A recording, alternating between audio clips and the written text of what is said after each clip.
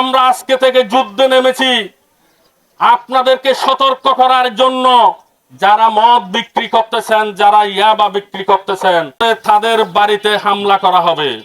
তারা কারো না কারো ভাই, কারো না কারো সন্তান। আপনার সন্তানকে আপনি বোঝানোর চেষ্টা করেন। লড়াই হবে একসাথে মাদকের বিরুদ্ধে, সন্ত্রাসীর বিরুদ্ধে, লড়াই হবে একসাথে সন্ত্রাসের বিরুদ্ধে। ম্যাডাম ভাইয়ের ঘোষণা, মাদক ব্যবসা চলবে না। ভৌগোলিক দিক থেকে আপনারা জানেন কেলি শহর একটি অপরূপ সৌন্দর্য, কিন্তু ভৌগোলিক দিক থেকে একটি আমাদের পার্শ্ববর্তী কেলি শহর ইউনিয়নের 6 কিলোমিটার পূর্ব হচ্ছে আমাদের রাঙ্গুনিয়া। সেই রাঙ্গুনিয়া থেকে দিন দুপুরে মাদক কারবারিরা মাদক নিয়ে আমাদের কেলি শহরকে মাদকের স্বর্গরাজ্য পরিণত করেছেন। আমরা আজকে তাদেরকে এখান থেকে হুঁশিয়ার করতে চাই, আপনারা এগুলো বন্ধ করুন। দলের লোক যদি মাদক ব্যবসার সাথে জড়িত থাকে, প্রিয় নেতা আলহাজ এনামুল হক এনাম ভাই স্পষ্ট ভাষায় ঘোষণা করেছেন, তাহার নামও কিন্তু থানায় এন্ট্রিভুক্ত করা হবে।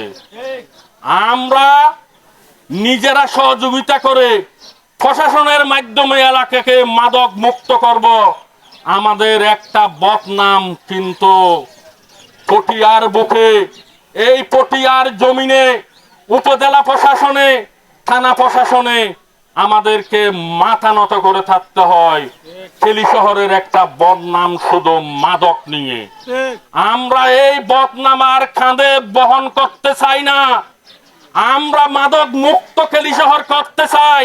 এই মাদক মুক্ত কেলি শহর করতে হলে আমাদের দলীয় কর্মী সহ এলাকার সর্বজনসাধারণকে আমাদের সাথে সহযোগিতা করতে হবে। আমি আপনাদের কাছে অনুরোধ করব, আমরা মাদক মুক্ত সমাজ করতে চাই, কিন্তু আপনাদের সহযোগিতা লাগবে।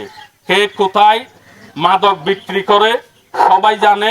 আমরা আজকে সতর্ক করে দিয়ে যাচ্ছি। এর পরবর্তীতে কিন্তু আমরা যেই কথাটা আমি বলেছিলাম, তাদের বাড়িতে গিয়ে আমরা প্রশাসনের মাধ্যমে অ্যাকশন নেওয়ার চেষ্টা করব এবং দলীয় নেতাকর্মী উপস্থিত থাকবে। আমরা দলীয় নেতাকর্মী প্রশাসনকে সহযোগিতা করব সবে মাত্র, কিন্তু প্রশাসনের মাধ্যমে মাদক কারবারিকে আইনের হাতে তুলে দেওয়া হবে। মাদকের আস্তানা চালিয়ে দাও, পুড়িয়ে দাও, মাদক কারবারি চলবে না।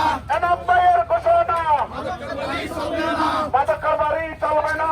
এনাম ভাইয়ের ঘোষণা, এনাম ভাইয়ের ঘোষণা, মাদক কারবারি চলবে না।